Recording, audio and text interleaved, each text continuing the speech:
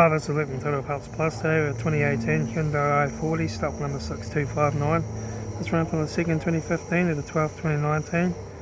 has a D4HD 1.7 litre 4-cylinder turbo diesel engine backed by a 7-speed automatic transmission. This is a D4HD 1.7 litre 4-cylinder turbo diesel engine. Left front headlight, left front guard no dents, left front 16-inch factory alloy mag of tyre, front bonnet no dents, left front door mirror, left front door no dents, left rear door no dents, left rear 16-inch factory alloy mag of tyre,